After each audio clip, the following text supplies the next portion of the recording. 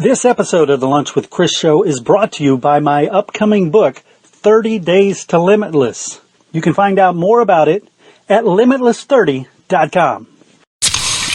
This podcast is certified fresh. Freshmediaworks.com. Welcome to the Lunch with Chris show, where your host, Chris Daly, talks with movers and shakers from all walks of life to get their opinions on important questions. Each season, there is a new question and new guests. This short, impactful show skips all the fluff and just brings you insightful answers from great guests. And now, doing his part to change the world in a positive way, your host, Chris Daly. Hey everybody, welcome out to another Lunch with Chris. This season, as you know, I am focusing on everyday heroes. Yes, those people who seem like normal Americans, but are really superheroes, who are doing things that we know are tough, that we love to watch, we love to cheer on, but maybe things that maybe we might not have the guts to do ourselves. So today my guest is Charlotte Laws, and this is a fascinating story.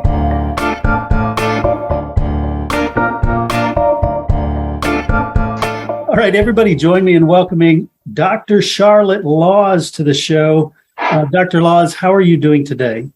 I'm doing very well. Thanks for having me. Oh, you bet. You bet. I tell you, I watch a lot of documentaries. It drives my wife crazy. But I watched the documentary, The Most Hated Man on the Internet, and fell in love with you because of all the things you do for, I don't know, there's so many areas I want to go over with you. The deal with this revenge porn site that you played a huge role in bringing down. I also want to go over the party crashing thing you've done, because I love that. The Tribs Over Trolls, the animal advocacy, you name it. I mean, the more I find out about you, the more I think she is so cool. Well, thank you. You bet. So let's start with the Netflix documentary, or the situation first. I think it was incredibly brave for your daughter to come to you and say, hey, this is something that happened. If you could talk about that a little bit. Yeah, she had been hacked, and a few days after she was hacked, her topless picture was loaded onto the most notorious revenge porn website. And she had taken over 100 pictures in her room. One of them was topless. She never had any intention of ever sending the topless picture to anybody.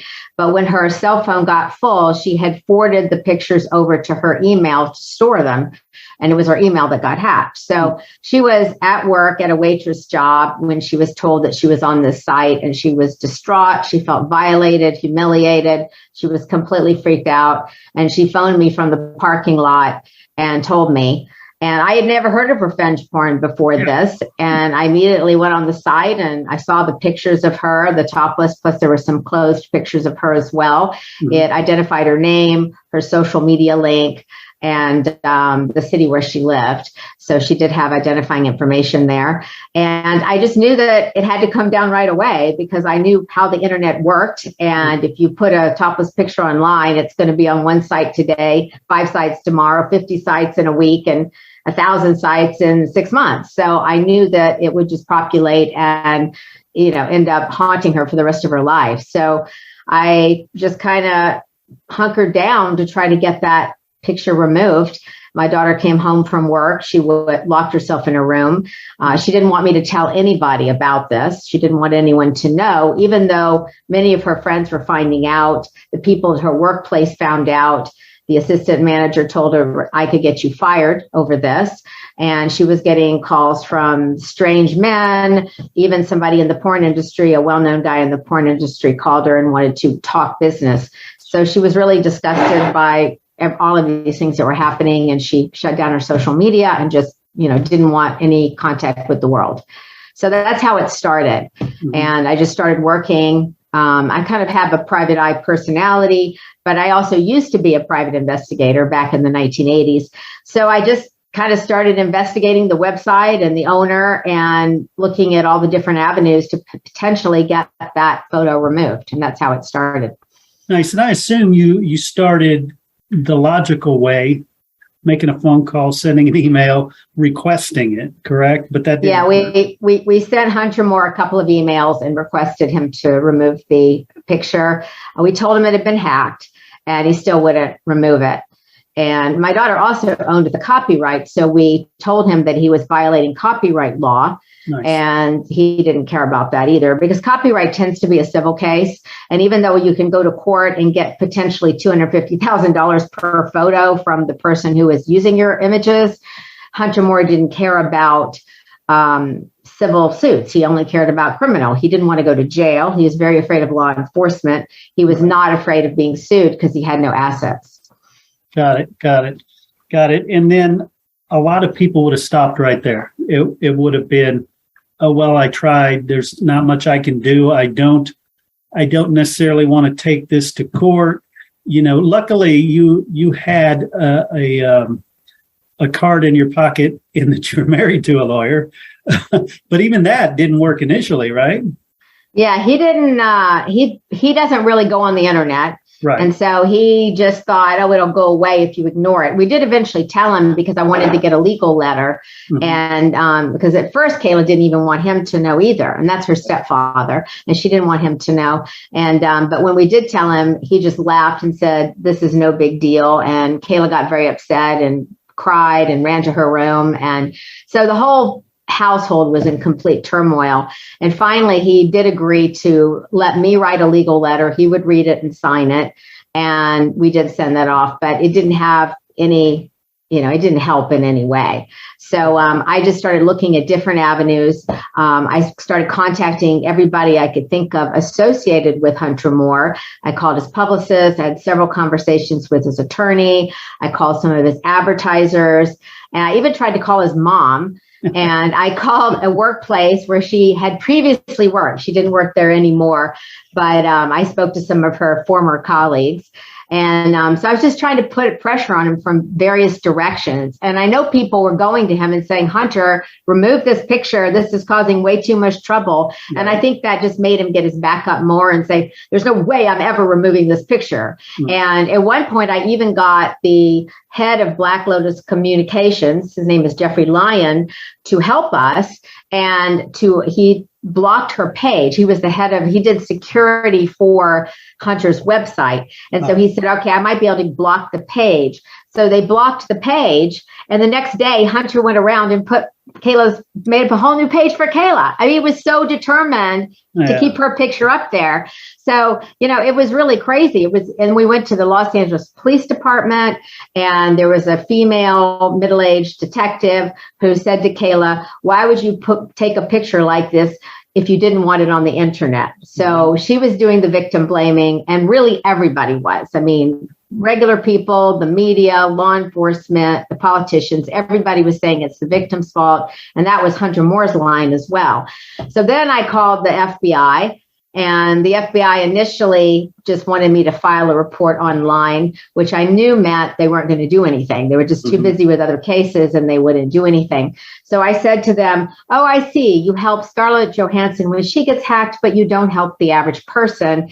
And the operator sighed and said, let me transfer you to a detective. Nice. And they told me that 3 agents would be coming to the house later in the month, which was like 3 weeks later. Yeah. So in the meantime, I started, Kayla found out one of her friends was on the site as well. Mm-hmm. And she talked to this friend, and the friend said she was hacked. So now here I am with this website. I only know 2 people on it. They're both hacked. So I'm saying to myself, it seems like there must be a hacking scheme. Right. So I set up my own little study, and I contacted 40 people who were posted in this 2-week period around when my daughter was posted. And it was very hard contacting them because I couldn't use like social media or email because I was afraid the hacker might be on their devices. Right. So I had to do everything very roundabout. I had to phone, and a lot of times I'd get their last name and the city where they lived, and I'd have to call someone with the same last name and say, hi, are you related to so-and-so? Could you have this person call me? It was a lot of work. But I found out that 40% of those people had been hacked. Wow. And that we knew some of them at least had been hacked by the same hacker. So that's kind of, the beginning of how the story begins anyway. Yeah. And then it became a hacking issue, and that kind of, there were strong laws against that. There weren't real strong laws against revenge porn. Nobody really knew what it was. Yeah, there were no laws against revenge porn. Right. So getting him on posting, photos, we weren't going to be able to do that unless it was the hacking scheme. And so luckily, when the FBI came, they originally said they probably wouldn't be able to take the case. Mm-hmm. But I had about a 12-inch file at that point of information about Hunter, about his website, along with a bunch of hacked victims. And I was able to just hand it over to them and say, here you go. And here are a bunch of people who were hacked, and many of them by the same hacker as my daughter. And hopefully that helped because they were able to get approval to move forward on the case. But they did tell me also initially that it would take over a year to investigate because their investigations are very long and drawn out. And by that time, I was also counseling victims, and I was talking to so many people, and I had gone public with my name. I tried to hide it for as long as I could. But once I went public and Hunter knew I was his adversary, his family, he had this cult following, and they started coming after me with death threats and computer viruses. And I even had a stalker come to the house. So it was really mayhem. It was crazy and very scary. Yeah. Yeah. And then long story short, you win the battle. Finally, he was arrested. Right, exactly, which is so awesome, and you become known as a certified badass. I like that. Exactly. I mean, it just blew me away, and of course, the FBI, once they started looking through your boxes of documents, they had to go, whoa, need to give this lady a job. So tell me, the documentary very early on touches on your party crashing background, and I love that because I'm in the sports industry is my main gig, and have done that with so many sporting events and things, and I used to always tell people, just act like you're supposed to be here. So tell me about that. I love that. Yeah, I mean, I actually used to do it with the Miami Dolphins for sporting because I liked the Dolphins a lot. I grew up in Georgia, but I went to school in Florida, and I used to go down to the Dolphin games, and I would always crash, and I'd always get in and I'd sit on the field. I'd watch from the field, and then I'd go over to the locker room afterwards and hang out outside the locker room. So that was my sports related crashing. But yeah, I started doing it when I was a kid, and when I was 16, 17, 18, it was kind of more for fun. And my friends would be going out bowling or going out to the bar, and I'd say, no, I'd rather hang out with the president or Lee Iacocca or Michael Jackson. To me, that was more interesting. Yeah. As I got older, I learned that crashing could be used for better purposes, such as pushing for legislation. Some of these events are $50,000, $100,000 per person, and you want to get FaceTime with the president or a senator. It's really only access for the rich people in society. Ordinary people don't get that access. However, if you crash, you get the access. You get their ear, you get in their face, and you can actually talk to them about what you want to talk to them about. I also learned I could use it for getting celebrities or well-known people or wealthy people signed on to causes. Nice. These are people that have money, and they can help with charity events. And I learned I could get celebrity interviews. When I was writing that first book, Meet the Stars, I wanted to do a lot of celebrity interviews for the book, but it's a real hassle if you call the person's publicist and then they have to set it up, and it'll be 2 weeks after Tuesday at 3:00. You get it's like a nightmare. But hey, if you just go to the Golden Globes or the Emmys or the Academy Awards, you can literally go from person to person, and you can get 30 interviews in one night. And they always say yes, because it's good PR for them. They want you to do they want to be interviewed. They want to be in the newspapers or magazines. So those were some of the things I would, as I got older, that I realized, oh yeah, this party crashing can really have some great benefits and great benefits for society as well, you know? Yeah. So I've kind of done it all my life since I was like 16, 17, but I don't do it very often anymore. Yeah, if you could drop some names, so because I've seen some lists and it's just fascinating. Yeah, I mean, I've been to so many I've been to all the award shows multiple times, and the most recent events, because I haven't been doing it that much in recent years, and during COVID, I didn't do it at all. Right. And it would be hard, actually, I think, to do it during COVID, probably. But yeah, I mean, I did it back in, I guess, 2012. I went to a fundraiser for Obama at George Clooney's house in Studio City. And the Secret Service regarding like the streets around the estate. And so I pretended to be making a pharmaceutical delivery. And I had this little bag on my seat. It was a last minute thing. And thank God they didn't look in the bag, because there was nothing pharmaceutical. It was ponytail holders that were in there. But I said, I have a delivery for G. Clooney. And I think they thought, oh God, this could be an emergency. We better let her up to the house. So I got up that way. And I went to the 2018 Golden Globes. And the only reason I went to this particular event, because I wanted I had a book out called Devil in the Basement, which was about a true story about my grandfather, who was killed by a devil worshiper in 1948. And he was also the victim of prejudice because he was Italian. And so he was kicked out of 2 law offices and also out of his house for being Italian, because the CC&R said no Italians, no Blacks. There was a long list of groups who were disallowed from living in the neighborhood. Mm-hmm. So I wanted to get this to Oprah, but her website said, she has a book club. So that's why I wanted her to read it. And her website said, do not send your book. It goes straight in the trash. So I thought, okay, I have to hand it to her. Where am I going to do that? And I knew she'd be at the Golden Globes.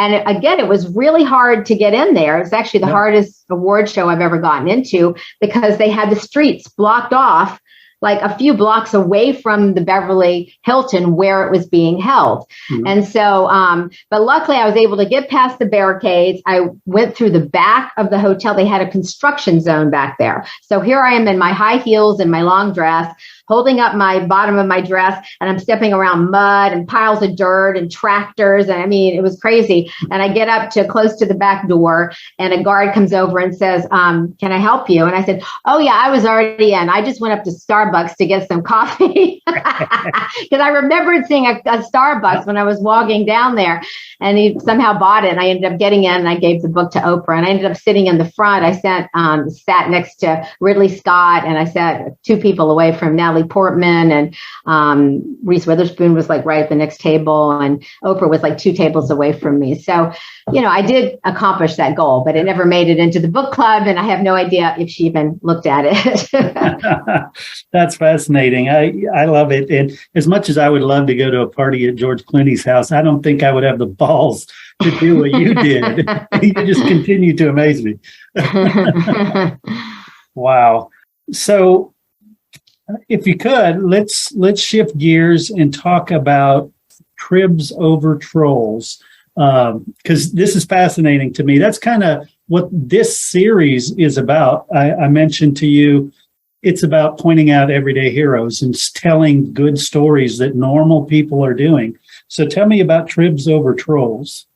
Well, I started it because, basically to kind of support victims online who are being bullied, who are being, harassed with words on the internet. And so tribs are like tributes or compliments. And trolls, of course, we all know what trolls are online. And so the idea is that when somebody's being victimized, that people come to that person's aid, that, and you can even post it. I mean, I even have a page on Twitter. It's Tribute USA is the Tribs Over Trolls page, but you can post, oh, blah, blah, blah is being harassed at at this link, and people can go there and support the victim and say, oh, you're beautiful, you're wonderful, we're on your side, whatever. Because, some of this bullying can lead to suicide. I mean, it can lead to really drastic and, horrible situations. And so I think the regular public need to start coming to the aid of people who are being victimized online.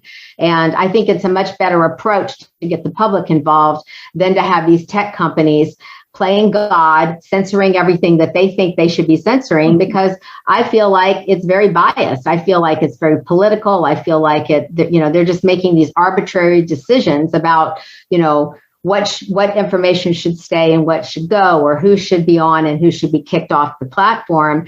And, a lot of times they'll label something misinformation that's not misinformation. Right. Later is proved to be true. Yeah. So I don't support what the tech companies are doing at all. I think revenge porn is a very different thing. Mm-hmm. I think private images of individuals should be exempt from First Amendment, just like child pornography or incitement or libel or, some of the other things that we have on the list. And, the free speech is supposed to be a public issue about the marketplace of ideas.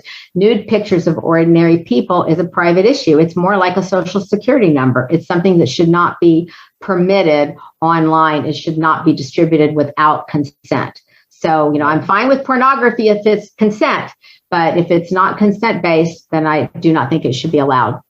Yeah, and Tribs Over Trolls predates this issue, right? You've had this for a while. Well, I've had this since this started. So it wasn't before my daughter. It was like in 2012 or 2013 when I started the Tribs Over Trolls. And was it that brought Anonymous into the picture, or was it Anonymous that made you think, oh yeah, we need to use those resources?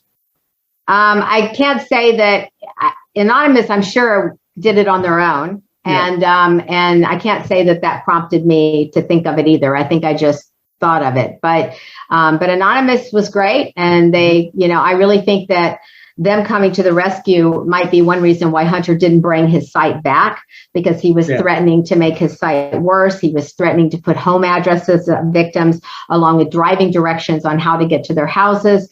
And it's possible that he would have done that had Anonymous not acted. So, yeah. And if you could, we've touched on legislation. Are you working with or towards any legislation around this stuff? Well, I'm not really doing anything actively, but I'm still hoping Congress is going to pass the law that Jackie Spears has proposed. Jackie Spears is a congresswoman who's been pushing something called the SHIELD Act. It's been proposed, legislation on a federal level has been proposed, I think, 3 times now, and the first 2 have failed. And this one doesn't look very good. But we do have, the ACLU has been fighting us from the beginning, not only on federal legislation, but all the way back to when I started working with Senator Canella's office in California to make California the first state to have an anti-revenge porn law. And so they are one of the people who are fighting it. And the other is now on a federal level, there are some individuals on the progressive side of the Democratic Party who are of the defund the police mindset, who simply just don't want more laws that put people in jail. So they are also fighting against a federal revenge porn law. So right now we have state laws in 49 states. The only state that doesn't have it is South Carolina, but they're very weak. There tend to be misdemeanors. Even the Arizona law was just shot down by a court saying you can't even use this law anymore because they didn't feel it was constitutional. And it doesn't translate from state to state. So if you have a victim in one state and a perp in another state, it's not even clear which law would pertain. So it's very confusing. It's not consistent.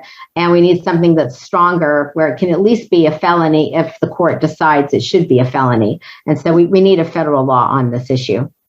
Yeah, and it seems like somehow you've got to take it away from being a First Amendment issue. Because like you said, the First Amendment doesn't apply to screaming fire in a theater and stuff. So there are times when it doesn't apply. And so just like finally getting him based on hacking, Maybe there's something that's hacking related. I don't know. I'm trying to invent something I'm sure a lot smarter minds have thought about. But yeah, it seems like you're right. There should be something there in a national law, which not a fan of national laws for national law's sake, but I think one like this would make sense. Mm-hmm. If you could talk about the animal advocacy. I am a big, I don't want to say a big dog fan, but I am. And you know, one of my guests on this series is going to be somebody who does animal rescues and things like that. And when I saw you did this stuff as well, what is your involvement with that? Well, I'm working on a book right now. So I do a lot of writing related to it. And so I'm working on a book right now called Omniocracy. And it's a term I invented, which means a government with representation for all living beings. I think democracy is of, by, and for the elite, the people, and animals are basically have, you know, they're just nothing according to our political system. They don't have standing in court. They're basically not protected. And so I would like to see a government that actually does provide protection for other living beings and takes their interests into calculation, into their decision making. And I would like to see animals have standing in court as well. So courts regularly only give humans that standing. So that's what I'm working on. I do a lot of academic stuff related to animal issues. I also just wrote a screenplay, like the first, as far as I know, the first anti-animal cruelty mainstream screenplay. So I just finished working on that, and I'm just about to start sending that out and working on that, getting it, hopefully made into something.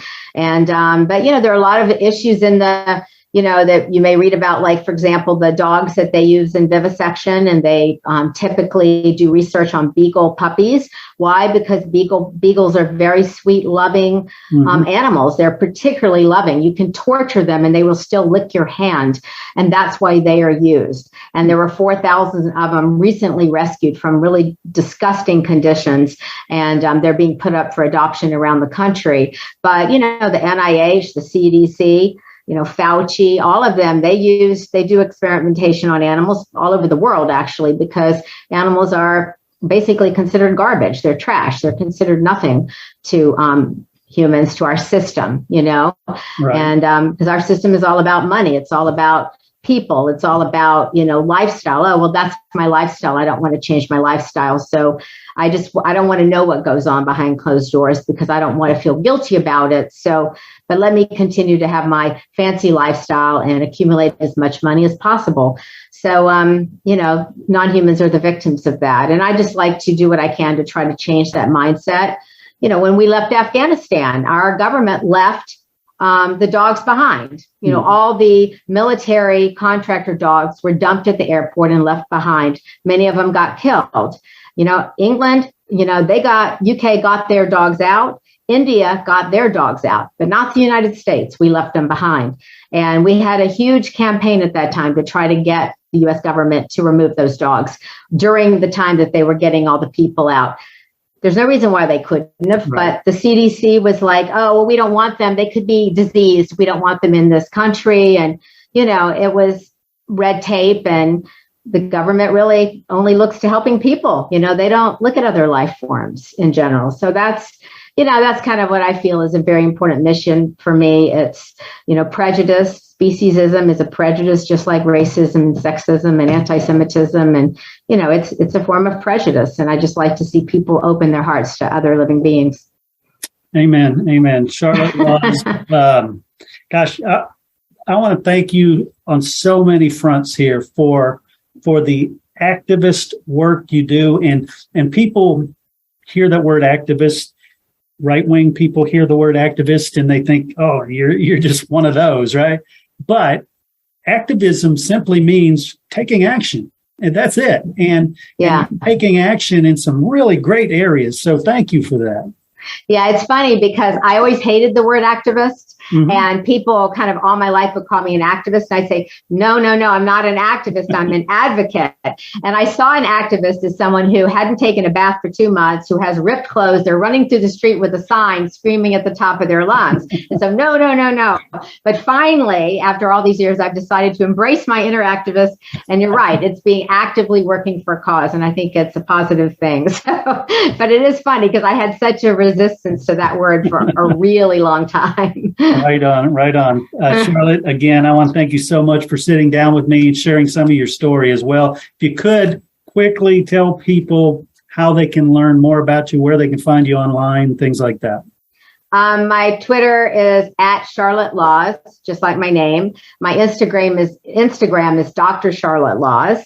It's just Dr. Charlotte Laws. And those are probably the two main places. And if you want to know more about my life, I have 2 memoirs. One is called Undercover Debutante, and the other is called Rebel in High Heels. And so they both tell about different times in my life.